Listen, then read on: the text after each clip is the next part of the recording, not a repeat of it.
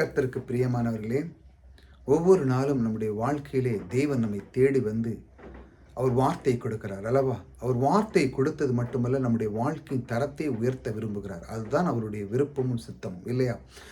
அந்த விருப்பமும் சித்தமும் நாம் அறியுகிறோம். எப்படி? அவருடைய வார்த்தை மூலமாக. அவர் நம்மை உயர்த்துவதற்காகவே சில பிரமாணங்களை இந்த பூமியில் வைத்திருக்கிறார். நன்றாக அறிந்து கொள்ளுங்கள். நம்முடைய வாழ்க்கை இன்றைய இருக்க நிலைமையில் நீங்கள் ஒரு 1000 மடங்கு பெருகி இருக்கீங்கன்னா உங்களுடைய வாழ்க்கை எப்படி இருக்கும்? நீங்கள் சொல்லுங்கள் பார்ப்போம். இன்றைக்கி நீங்கள் பற்றாக்குறையில் இருக்கீங்க. இந்த இன்றைய இருக்கிறத விட நீங்கள் 1000 மடங்கு பெருகிட்டீங்க. இன்றைக்கி கொஞ்சம் தான் இருக்குது, ஆனால் இதை விட நீங்கள் 1000 மடங்கு பெருகிட்டீங்கன்னா உங்களுடைய வாழ்க்கை எப்படி இருக்கும்? அப்படி உங்களால் பெருக முடியும். தேவன் அதற்கு ஒரு வழியை வைத்திருக்கிறார். அந்த வழி தான் நான் உங்களுக்கு சொல்ல போகிறேன். அந்த வழி என்ன வழி? தேவன் விதைப்பு அறுப்புங்கிற பிரமாணத்தை இந்த பூமியில் வச்சிருக்கிறார். நீங்கள் நினைக்கலாம், இது என்னப்பா விதைப்பு அறுப்புங்கிறது? பாருங்கள், ஒரு விவசாயி தன்னுடைய நிலத்தில் அவன் விதைக்கிறதுக்கு அவன் விதை நெல்லை வைத்திருக்கிறான். கடலை, ஏதோ தக்காளி விதை, ஏதோ ஒன்று வச்சுக்காங்க. விதை என்பது அதை வைத்து அவன் ஏற்கனவே அவன் முடிவு பண்ணியிருக்கிறான். நான் இவ்வளவுக்குள்ளே விதைக்க போகிறேன், ஆனால் அறுவடையோ அதிகமாக என்று எதிர்பார்த்து அவன் செய்கிறான். ஆகையால் உங்களுடைய வாழ்க்கையிலே உங்கள் கையில் இருக்கிற பணத்தின் தேவன் அதைத்தான் காண்கிறார். நீ பெருகணுமா? நீ 1000 மடங்கு பெருகணுமா? அது உன் கையில் இருக்கிறது. நீ விதைக்கதை பொறுத்து இருக்கிறது. இப்போ நான் உங்களுக்கு சத்தியத்தை அறிவிக்கிறேன். இந்த சத்தியத்தை மூலமாக இதற்காக நீங்கள் உதவி பண்ணலாம். இந்த சத்தியத்தை மற்றவர்களுக்கு கேட்கும்படியாக அதற்கான எல்லா காரியத்தையும் நீங்கள் உதவி பண்ணலாம். அதற்காக நான் டிஸ்கிரிப்ஷனில் நம்பர் கொடுத்துருக்கிறேன். நீங்கள் தேவனுக்காக கொடுக்கும் பொழுது உங்களுடைய நோக்கம், நான் இவ்வளோ விதைச்சிருக்கிறேன், தேவன் என்னுடைய அந்த நோக்கத்தை பர்பஸ் அதை வச்சு நீங்கள் கொடுக்கணும். நான் இந்த அளவுக்கு விதைத்திருக்கிறேன்னா கண்டிப்பாக நான் அறுவடை பண்ணுவேன், நிச்சயமாக அது எனக்கு கிடைக்கும் என்று சொல்லி நீங்கள் விதைக்கதை வாரி இறைத்தான் விருத்தியான் உண்டா அப்படின்னு போட்டிருக்கு. வாரி இறைக்கும் பொழுது உங்களுக்கு குறைவு. அந்த விவசாயி எப்படி வாரி இறைத்து அவன் விருத்தியார் உண்டோ? இல்லையே, கிடையவே கிடையாது. அவனுக்கு ஒரு நாளும் அவனுக்கு குறைவில்லாத ஒரு வாழ்க்கை. அவன் எந்த அளவுக்கு விதைக்கிறான் அந்த அளவுக்கு அவன் பெறுகிறான். ஆகையால் உங்களுடைய வாழ்க்கையிலே 1000 மடங்கு பெருக வேண்டும் என்றால் நீங்கள் விதைக்கதை பொறுத்து இருக்குது.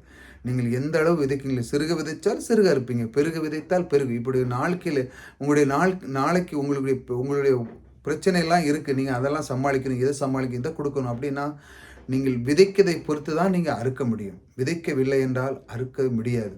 ஆகையால் நீங்கள் விதைக்கதை தேவன் சொல்லுகிறார், இன்று முதல் நீ விதைக்க ஆரம்பி. அதனுடைய பலனை காண காண காண உன்னுடைய வாழ்க்கையிலே பூரிப்பும் சந்தோஷம் மகிழ்ச்சியும் உன் உள்ளத்தில் வரும் பொழுது நீ அளவு கடந்து சத்தியத்தை நீ அறிந்தவர்களுக்கு நீ உதவுவாய்.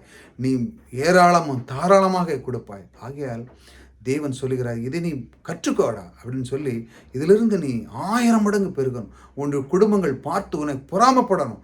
அந்த அளவுக்கு நீ வாழ வேண்டும் என்றால் இதை கற்றுக்கோ, இதை பிடிச்சிக்கோ. இந்த விதைப்பு அறுப்புங்கிறத விட்டுடாத. உன்னை அந்த அளவுக்கு நீ பெருக வேண்டும் என்றால் இதை அப்படியே பழகு, அது மேலே வாஞ்சியாயிரு என்று சொல்லி அவர் உங்களுக்கு வாக்கு கொடுக்கிறார். இப்படித்தான் அவர் தேடி வந்து உங்களுக்கு வார்த்தை கொடுக்கிறார். ஆகையால் சோர்ந்து போகாது. விதைப்பதை நீங்கள் விட்டு விடாதீர்கள். அவர் ஒவ்வொரு நாள் தேடி வந்து இப்படி ஒரு சத்தியத்தை உங்களுக்கு கொடுக்கிறார் பாருங்க. அவருடைய வார்த்தை கவனிப்போம் பாருங்க. கர்த்தரின் மகிமை வெளியரங்கமாகும், மாம்சமான யாவையும் அது ஏகமாய் காணும். கர்த்தரின் வாக்கு அதை உரைத்தது என்று வனாந்தரத்திலே கூப்பிடுகிற சத்தம் உண்டாயிட்டு. பாருங்க, கர்த்தருடைய வார்த்தை நான் இன்னைக்கு சொல்லுகிறேன் என்றால் இது தேவனுடைய வார்த்தை. நீங்கள் தேவனுடைய வார்த்தையாக எண்ண வேண்டும். தேவன் எனக்கு சொல்லியிருக்கிறார், அதை அவர் சொல்லியிருக்கிறார், நீ எதிர்பாரு, நீ விதைத்ததை எதிர்பாரு, நான் உனக்கு அதை கண்டிப்பாக செய்வேன். அதனுடைய மடங்கு. ஏன்னா பைபிள் அப்படி போட்டிருக்கு. இல்லை சும்மா கோயிலில் கொடுத்துட்டு தசமங்கள்லாம் கொடுத்துட்டு வாங்கிட்டு எதிர்பார்க்க கூட அப்படி இல்லை. நீங்கள் எதிர்பார்க்கணும். என்னடா இப்படி இருக்குன்னு உண்மையிலே அதை நீங்கள் எதிர்பார்த்து. விவசாயி பாருங்களா, அவன் எதிர்பார்க்குறான். 1 கோட்டை நெல் போட்டோன்னா 10 கோட்டை நெல் அறுப்பான். தேவன் அந்த பிரமாணத்தின் படிவே அவனுக்கு கொடுக்கிறார். ஆக நீங்கள் எதிர்பார்த்து ஒரு நோக்கத்துக்காக கொடுக்கும் பொழுது கண்டிப்பாக நீங்கள் அறுவடை பெறுவீர்கள். அதனால் விதைக்கும் பொழுது நீங்கள் அதிகமாக விதைத்தால் அதிகமாக நீங்கள் அறுவடையாக போகிறீர்கள். விதைக்கணும். நிறைய விதைக்கும் பொழுது உங்களுடைய வாழ்க்கையிலே குறைவே இருக்காது. பணம் அது ஒரு விதை போல தான். நீங்கள் பணத்தை அதிகமாக பெற்றுக்கொள்ள வேண்டுமா? நீங்கள் விதைக்கணும். அதுதான் தேவன் சொல்கிறார் பாருங்க, என் மகிமை வெளியரங்கமாகும். சத்தியத்தை அறிவிக்கும் பொழுது உங்களுடைய சத்தியம் பாருங்க, சத்தியத்தை நான் உங்களுக்கு அறிவிக்கிறேன். இந்த சத்தியமானது தேவனுடைய வார்த்தையா இருக்கிறது. நிறைய பேருக்கு பணப்பற்றாக்குறை இருக்கலாம், பிரச்சனையில இருக்கலாம். அவங்கலாம் பாருங்க, நாளைக்கு என்ன செய்யணும், எது செய்யணும் தெரியாது. ஆனால் அவங்க விதைப்பதில்லை. அதனால தான் அவங்களுக்கு அறுவடை வரமாட்டேங்குது. யார் கையிலேயே போய் நிற்காங்க. ஆனால் கொஞ்சத்தில் நீங்கள் அதை எடுத்து விதைக்க விதைக்க ஆரம்பிக்கும் பொழுது உங்களுடைய வாழ்க்கை கர்த்தருக்கென்று நீங்கள் செய்யும் பொழுது நிச்சயமாக நீங்கள் 1000 மடங்கு பெறுவீர்கள். பாருங்க, மாம்சமான யாவும் அவர்கள் அறிய அறிய வேண்டும். இதெல்லாம் சத்தியம் உங்களுக்குள்ளே போக வேண்டும். போன பிறகு பாருங்க, உங்களுடைய வாழ்க்கையிலே நீங்கள் எந்த சூழ்நிலையில் இருந்தாலும், கர்த்தருடைய வார்த்தை வனாந்தரத்தில் இருந்தாலும், உங்களுடைய வாழ்க்கை கீழாக இருந்தாலும், இது உங்களுக்கு ஒரு கூக்குரலிட்டு உங்களுக்கு சொல்லுகிறது. இதிலிருந்து நீ மேலே வா. நீ என்னுடைய பிள்ளையா இருக்கிறாய். நீ அறிந்து கொள். இதன் மூலமாக நீ பொருளாதாரத்திலே முன்னேறி நீ எல்லாம் உன்னுடைய குடும்பத்துக்கும், சபைகளுக்கும், மற்றதுக்கு நீ எல்லாத்துக்கும் அதிகமாக நீ கொடுக்க நீ முன்னேறுவாய் என்று சொல்லி அவர் வாக்கு கொடுக்கிறார்.